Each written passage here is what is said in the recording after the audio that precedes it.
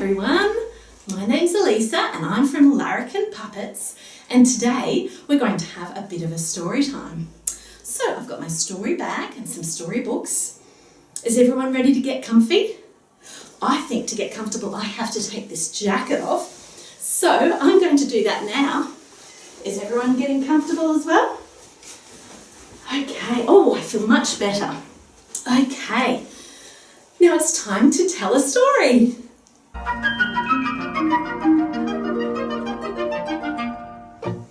We call this Inclusive Family Storytime, and there's something missing though, and I think it's my friend Scrambles. Scrambles loves stories. I might just see if he's ready for Inclusive Family Storytime. Scrambles, it's time for story time. Oh, Scrambles. How about you help me call him, okay? After the count of 3, 1, 2, 3, we'll say Scrambles. Ready?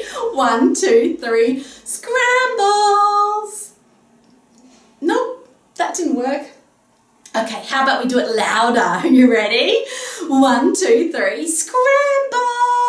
Oh, I heard my name. Oh, Scrambles, you're here. Oh, hello, Elissa. I didn't want you to miss story time. Story time? Yeah. Oh, yeah, I love stories. You do love stories. Thank you for joining us. You're going to hear the story too? Yeah. Wow. Now this story. What are we going to read today? Well, we're actually having 2 stories. 2 stories? Yeah, bonus, right? Wow. This is we're reading 2 stories from the book We Can't All Be the Same, and it would be boring if we were. Wow, that's true. Yeah, and it's written and illustrated by Glenn Martin. Oh, Glenn Martin, that's great. The first story we're going to read, Scrambles, Yes. is, you ready to listen? Oh, I am. Okay. Yes. The first story Ready to is listen? called...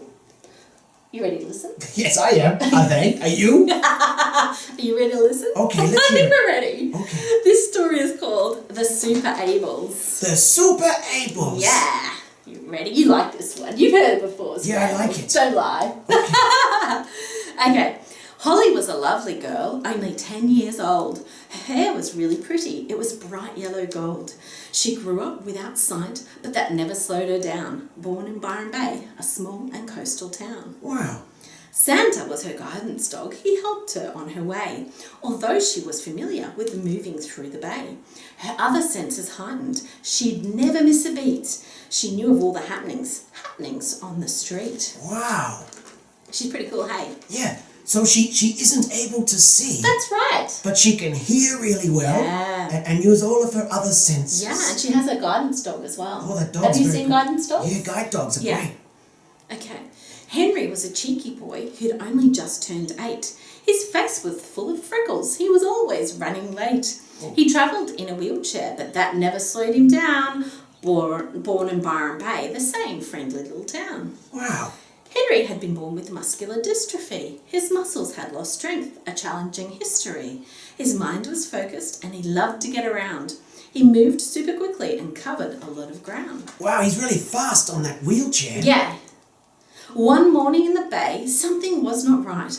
A leery man moved around, in and out of sight. Oh, Help! dear. Cried Mrs. Bubbles. Oh, there's Mrs. Bubbles. She's making pies by the Oh, look of it. yummy. My apple pies have gone. These desperate cries echoed out to the kids down on the lawn. Without a second's notice, Holly's nose was on the trail. Santa sat by her side, wagged his little tail. Need a ride? Smiled Henry. It's faster with my wheels. So on she jumped and off they went with Santa by their heels. Oh, wow. That's a funny name for a dog, isn't it? Santa the dog. Yes. It's because he's white, I think. Yes.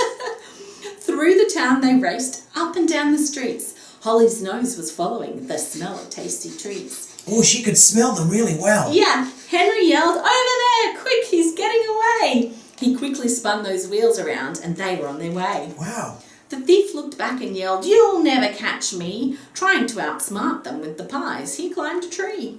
Santa barked madly and the kids began to think, "Aha! An idea!" Henry said with a cheeky wink. He pulled out his trusty slingshot. Oh goodness, to Holly's great delight. The man continued eating. Henry's target came in sight. He shot a rock into the beehive that was hanging in the tree. That's kind of clever, Yes, isn't it is. Yeah. I don't think I'd be going to do that myself, though. No, they're very brave kids. Yeah. Swarms of angry bees flew out. Oh dear. He had no time to flee. The bees began to sting the thief. He couldn't swallow the pie. Oh. The plate of pies fell from the tree like rain from the sky.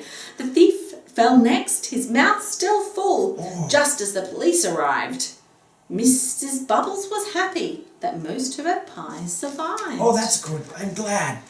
You are heroes in this town, Mrs. Bubbles squealed with joy. Your brave and clever actions stopped the thief's mad ploy. Wow. This pair of super-abled kids were not to be dismissed. From this day on, this brave new pair were happy to assist.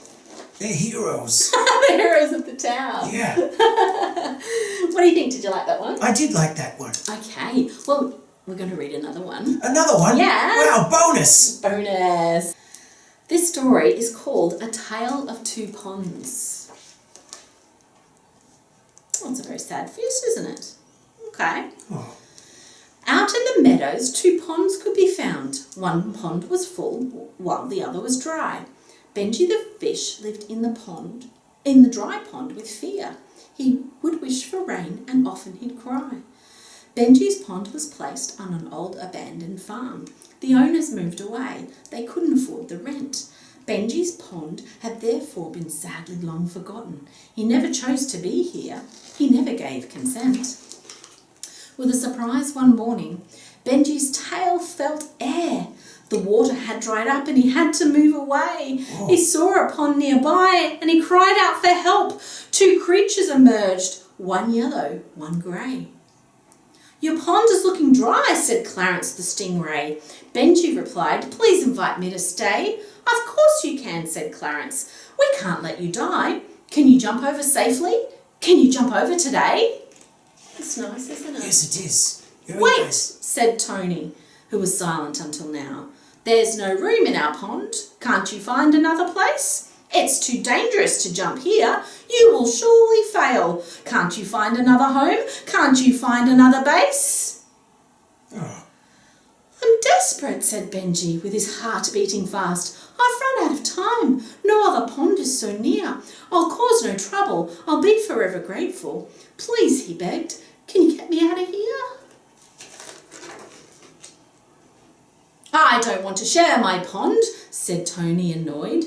Don't be silly, replied Clarence. We have plenty of space. I don't like change nor fish, Tony added. Oh. Clarence fired back. Stop being a disgrace. Tony looked defeated. Benji couldn't breathe. They continued to debate while Benji had to wait. Oh. Finally, Clarence said, you are welcome in our home. Please come quickly before it's too late. Oh, that's very nice. Yeah. Yeah. He prepared to jump, his final ounce of strength.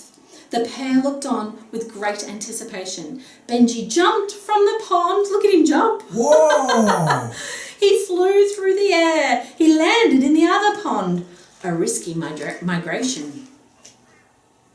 Tony soon discovered that fish were not so bad. Indeed, he also found there was plenty of space. Yeah. Benji, Clarence and Tony soon became good friends. Their home was more inclusive. It became a better place.